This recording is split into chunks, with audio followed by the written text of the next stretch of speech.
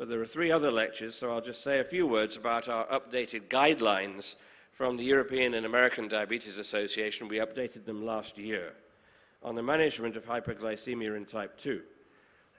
Now, if you look at hypertension, you see from 1950 onwards, there's been a steady increase of the drugs that have been available. If you look at diabetes, we had insulin discovered in Toronto in 1921-22.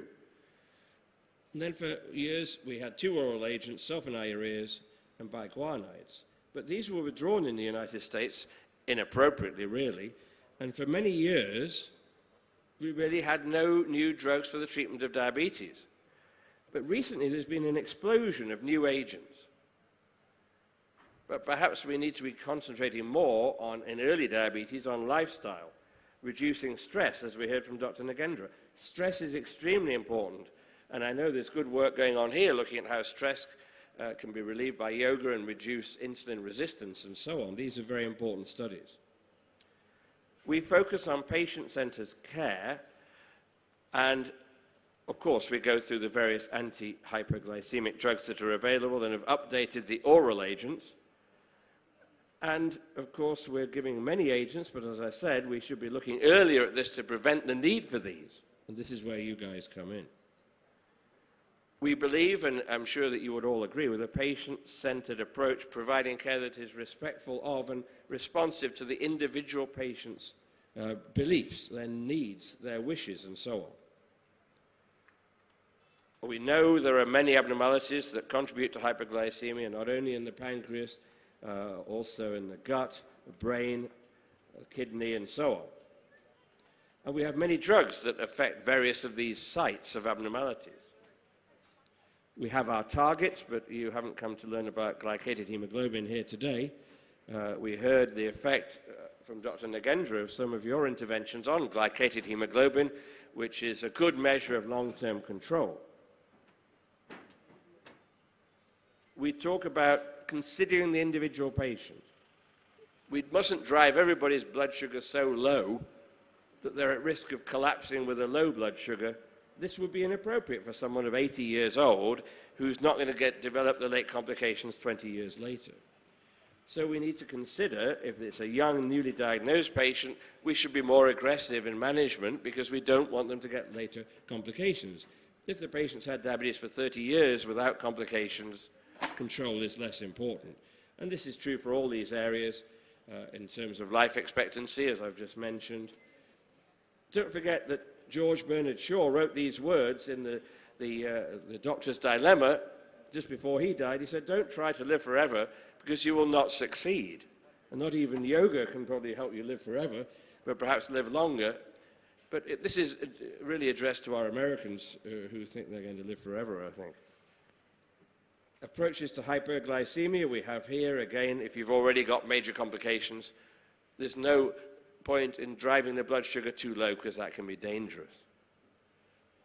So, first of all is the therapeutic option of lifestyle, and this is where you come in with different therapies, relaxation, stress relief, achieved by yoga and other methods. I think this is very important, and we're seeing more and more research in this area which will help convince the skeptics that this is going to be contributory. And remember the individual patient. This was written in 1320. Anybody who believes that anything, any drug can be suited to everyone is a great fool, because medicine should be practiced not on mankind, but on the individual patient sitting in front of you. And then we talk about the drugs that are available. I'm not going to go through this. I might show this slide this afternoon. We have new drugs. Now, there was somebody wrote at the front of a textbook of medicine, half of what we teach our students is true. The trouble is we don't know which half that is. And there's a lot of truth in this, because when I went to medical school, we did everything to stop losing glucose in the urine, and now we're doing the opposite. We're giving tablets that cause it, called SGLT2 inhibitors. And these reduce the reabsorption of glucose, so promote the loss of glucose. And the first trials were done a few years ago and showed that these drugs increase weight loss, they increase diabetes control, lower glycated hemoglobin, and also they're useful at weight loss. But just now, in my last EASD as president, I introduced this symposium, and this symposium showed that these drugs of this class, in a large study, had an impact on reducing cardiovascular mortality, which is quite remarkable. So this is a new group of drugs that seem to be very interesting. I won't talk about insulins, and I won't talk about the summary other than to say an individual approach. Lifestyle is important very early on, lifestyle adjustment, diet, exercise, education, and we have a number of drugs that we can use. And the aim of good control is to prevent the development of all these complications, not only the ones I've mentioned, but also the increased risk of stroke, coronary heart disease, and peripheral vascular disease. So that's our aim. So we have a challenge, major challenge in type 2 diabetes. Type 2 diabetes isn't just about reducing blood sugars, glycemic control here, but also 50% of our patients, as we showed in the United Kingdom prospective diabetes study, we were a center, 50% have high blood pressure. Again, yoga can be important here. But it's many things, other complications, trying to manage the lipids, trying to preserve the pancreas secretions as long as we can, and all these challenges. So it isn't just about the blood sugar. It's about a multifaceted approach. So to summarize, we have the evidence. In many cases, we have the therapies. The real challenge is to take evidence and put it into practice, which will involve new systems of working, of approaches, issues, and resource.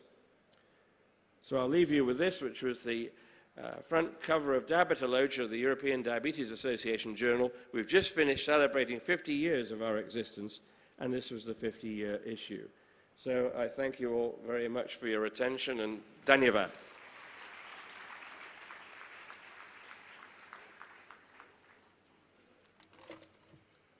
Thank you very much, Professor Andrew Bolton. I now request the chairman for today's session, Swami Amrita Suryananda Maharaj, to kindly hand over the memento to Professor Andrew Bolton for his talk.